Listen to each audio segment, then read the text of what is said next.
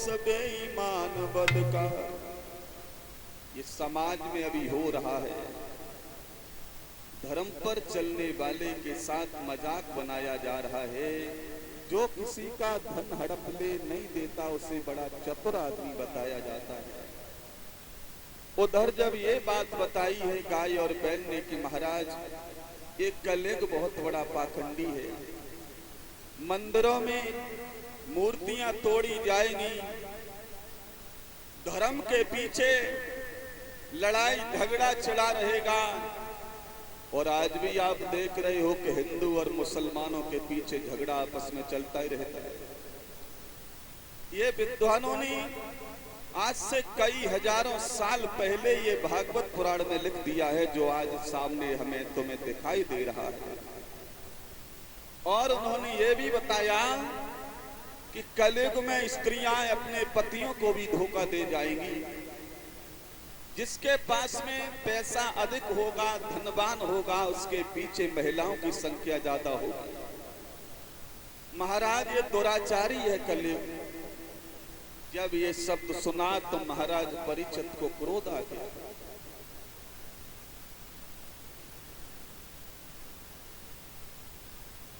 उधर महाराज ने अपनी तलवार को निकाला, आगे बढ़कर के देखा तो कलयुग खड़ा हुआ था।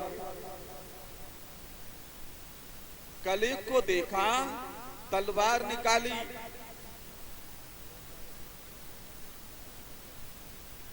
हाथ में तलवार लेकर के आज महाराज परीक्षित कलयुग को मारने को तैयार हो गए। कहने लगे, ओरे कलयुग, तुम्हें ये नहीं पता कि अर्जुन, भीम, नकुल, सहदेव, धर्मराज दुनिया से चले गए तो उनके वंश का पौधा आज भी दुनिया में मौजूद है।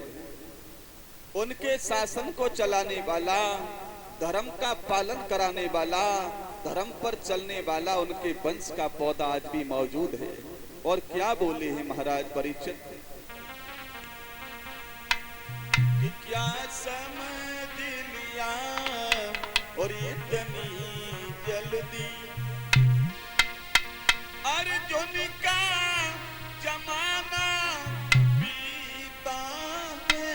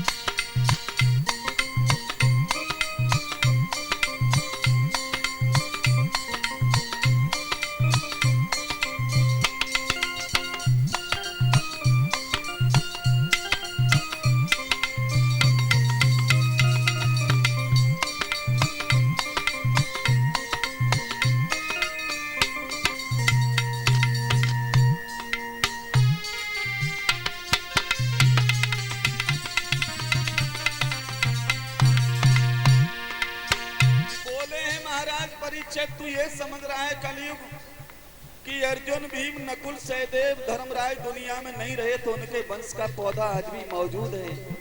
हम तुझे वो सजा देंगे दुनिया वालों के सामने कि ये कहेंगे कि महाराज परीक्षित ने क्या सजा दी। कलयुग की ओर बोले,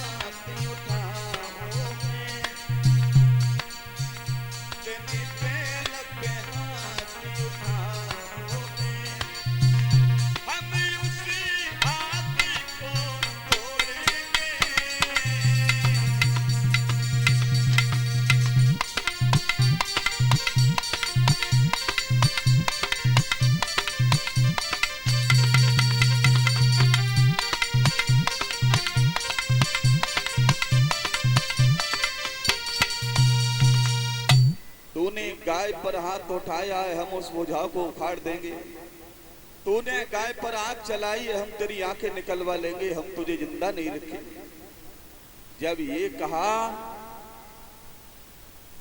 कलयुग तुरंत ही महाराज परीक्षित की शरण में आ गया। कहने लगा, महाराज क्षमा करना, इतनी जल्दी आप अभी मारने की कोशिश न करो, पहले हमसे कुछ बातें कर लीजिए। राजा, आपने अगर हमारा वध कर दिया तो ब्रह्मा जी की सृष्टि की आन टूट जाएगी। मुझसे बड़े 3 भाई मेरे शासन करके यहां से चले गए हैं। सतयुग, त्रेता और द्वापर जो मेरे बड़े भाई थे वो दुनिया से चले गए, मैं सबसे छोटा हूं।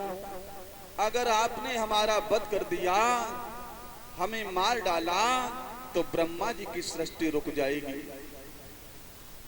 महाराज परीक्षित कहने लगे, अब हम तुम्हें मारेंगे तो नहीं, लेकिन गाय, बैल, साधु, सन्यासी, धर्म पर चलने वाले के साथ में तुम अन्याय नहीं करोगे।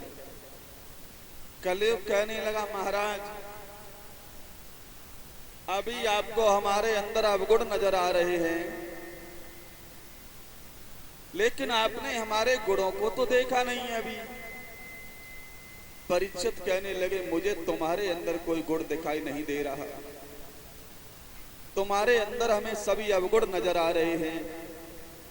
कलयुग कहने लगा, सुनो महाराज, हमारे अंदर गुण भी हैं और अवगुण भी हैं, और हमारे अंदर जो गुण हैं वो गुण शायद किसी के पास नहीं होंगे। परीक्षित कहने लगे, हमें तो तुम्हारे अंदर कोई गुण नजर नहीं आ रहा, अवगुण नजर आ रहे हैं। कलयुग कहता है, महाराज सुनो, हमारे अंदर गुण क्या है। सतयुग, त्रेता, द्वापर में इंसान को मनसा पाप लग जाता था। अगर किसी ने किसी के प्रति अगर मन में द्वेष भावना रख ली या बुरा सोच लिया तो मनसा पाप लग जाता था। लेकिन हमारे युग में, हमारे शासन में बिना करे का कोई पाप नहीं लगेगा महाराज। और बताऊं, सतयुग, त्रेता, द्वापर में इंसान भगवान से मिलने के लिए हजारों वर्षों तक भजन करता था, कंदराओं में जाकर के प्रभु की भक्ति करता था, फिर भी उसे भगवान के दर्शन नहीं हो पाते। लेकिन हमारे युग में, हमारे शासन में 5 कर्मेंद्रियां, 5 ज्ञानेंद्रियों के द्वारा 11वें मन से अगर कोई भगवान का भजन करेगा तो उसका कल्याण हो जाएगा, उसको मोक्ष मिल जाएगा। और गोस्वामी तुलसीदास ने तो यहां तक बताया कि कलयुग केवल नाम आधारा, और सुमेरे सुमेरे नर उतरे पारा। यानी कलयुग में अगर मोक्ष पाना है, मुक्ति पानी है, तो भगवान का भजन करना, राम का नाम लेना, भगवान की कथा सुनना, भगवान की कथा कराना, इससे ही इंसान का कल्याण हो जाएगा। अब प्रभु आपकी मर्जी, हमें जिंदा रखो या मारो। परीक्षित कहने लगे, अब हम तुम्हें मारेंगे तो नहीं, लेकिन आज के बाद गाय, बैल, साधु, सन्यासी को सताओगे नहीं। जहां पर धर्म का कार्य हो रहा होगा वहां तुम नहीं जाओ। कलयुग कहने लगा महाराज तो आप हमें रहने के लिए कोई दूसरी जगह बता दीजिए जहां पर मैं रह लूंगा। अगर आपको इन चीजों से थोड़ी नफरत है तो आप हमें बता दो, मैं वहां रहूंगा। महाराज परीक्षित सोचने लगे अब हम तुम्हें कहां रहने के लिए बताएं, क्योंकि इस धरती पर सब जगह हमारा अधिकार है, हमारा राज्य है। आज महाराज परीक्षित कलयुग को रहने के लिए जगह बताने लगे। भागवत प्रेमी माता बहनों, कलयुग के लिए कहां कहां रहने के लिए जगह बताई महाराज परीक्षित ने। जहां जुआ का खेल होता हो, जहां पर जुआ का खेल होता हो वहां पर कलयुग तुम्हारा निवास है। जहां शराब का सेवन होता हो वहां तुम्हारा निवास है। ध्यान देना सभी भाई बंधु, कलयुग कहां कहां रहता है। जहां वैश्याओं का नृत्य होता है वहां कलयुग रहता है। जहां सास और बहू में झगड़ा होता है जिस घर में, वहां कलयुग का निवास रहता है। जहां भैया भैया की जान का दुश्मन बन जाता है, हिस्सा बंटवारे में जब भैया भैया में झगड़ा होता है वहां कलयुग का निवास है। जहां पर ताश का खेल खेला जाता है वहां कलयुग का निवास है। जब ये स्थान दिया तो कलयुग कहने लगा महाराज आपने जगह तो हमें बताई लेकिन एक भी जगह हमें कोई अच्छी नहीं बताई, कोई और जगह बता दो महाराज। परीक्षित सोचने लगे अब हम क्या बताएं इसको रहने के लिए। परीक्षित ने कहा जा हम तुझे एक जगह और दे रहे हैं, जाओ तुम कंचन में और निवास करो, यानी सोना में स्थान दे दिया। सोने में स्थान दे दिया कलयुग का। तो सोना तो हमारी माता बहनाएं बहुत पहनती हैं, भाई लोग भी पहनते हैं। और सोने में आप लोग सोच रहे होंगे कलयुग का निवास है तो उसे नहीं पहनना चाहिए। लेकिन कौन से वाले सोने में कलयुग का निवास है? जो सोना मेहनत से बनवाया जाता है उसमें कलयुग का निवास नहीं होता। जो सोना मेहनत की कमाई से बनवाया जाता है उसमें कलयुग का निवास नहीं होता। और जो सोना पिया की जेब से पैसा चुराए चुराए के, कुच्चा कर करके और पाप की कमाई से धन कमा के जो माता बहनों ने सोना बनवाया, जो भाइयों ने उस सोने को पहना, उसमें कलयुग का निवास है। पिया की जेब से पैसा चुपचाप निकालते रही और इकट्ठे कर ले और बाद में झुमकी झाले बनवाए ले। और जब पिया ने पूछी झुमकियां कहां से बनवाई, कि मेरी मेहतारी ने मोए 10,000 रुपया दे दी और एक बढ़िया मिली थी वो बिचवाए दी, बा को हमने पैसा इकट्ठो करके और जो सोनो बनवाए लो। तो माता बहनाओं जो चोरी से कपट से कुच्चा कर करके जो तुमने सोना बनवाया है उसमें कलयुग का निवास होगा। इधर महाराज परीक्षित ने जब स्थान दे दिया है कलयुग के कि तुम्हारा सोने में और निवास है, तुरंत ही उसने छोटा सा रूप बनाया। महाराज परीक्षित का मुकुट सोने का था, उसमें समा गया, नहीं समझ पाए। उधर महाराज परीक्षित के मुकुट में जब कलयुग समा गया, लौट करके अपने महलों में वापस आए हैं। धीरे धीरे समय गुजरता चला जा रहा था। लगभग 6 महीने बीतने के बाद महाराज परीक्षित ने अपने उस राजकोष का निरीक्षण जब किया तो राजकोष के निरीक्षण में उन्हें एक सोने का मुकुट मिला। और वो मुकुट बहुत ही सुंदर मुकुट था, बड़ा ही भारी मुकुट था। वो किसका मुकुट था? मगध के राजा जरासंध का मुकुट था। वो बहुत बड़ा पापी राजा था, बहुत बड़ा दुराचारी राजा था। जब मगध के राजा जरासंध का जो मुकुट मिला, परीक्षित सोचने लगी हमारे पूर्वज, हमारे बाबा कितना विशाल, कितना बड़ा मुकुट पहनते थे। और ये मगध के राजा जरासंध से मुकुट पांडवों ने कैसे प्राप्त किया था, ये भी साथ ही साथ हम आपको बता दें। जिस समय पांडवों ने अपने यहाँ पर राजसूय यज्ञ किया था, सभी धर्मज्ञ राजा महाराजा महाराज के यहाँ पर आ गए थे। लेकिन मगध नरेश जरासंध उनके यहाँ शामिल नहीं हुआ था। तब भगवान कन्हैया ने कहा था कि हे पांडव पुत्रों, अभी तुम्हारा यह राजसूय यज्ञ सफल नहीं होगा, क्योंकि अभी मगध का राजा जरासंध तुम्हारे यहाँ हाजिरी लिखवाने नहीं आया। तब भगवान कन्हैया ने अर्जुन और भीम को साथ में लिया था और मगध नरेश जरासंध का जाकर के वध भीम के द्वारा करवाया था। तब उसका राज मुकुट लेकर के पांचों पांडवों ने अपने महलों में रख लिया था। वही मुकुट महाराज परीक्षित को जब मिला, सोचने लगे अब की बार इसी मुकुट को पहन करके शिकार खेलने के लिए जाऊंगा। उस मुकुट को महाराज ने धारण किया।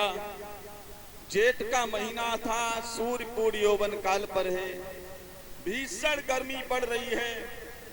महाराज का श्वेत वर्ण का घोड़ा जिस समय वन की ओर जा रहा है, जरा सा भी कहीं पत्ता का खटका होता है, घोड़ा इधर उधर देखने लगता है, ऐसा मालूम पड़ता है कोई शिकार आ रहा है। उधर महाराज ने देखा भीषण गर्मी है, महाराज को प्यास सताने लगी। और जब महाराज परीक्षित को प्यास लगने लगी, अब राजा शिकार खेलना तो भूल गया, जल की तलाश करने लगा। आज वन में जल की तलाश कर रहा है महाराज परीक्षित।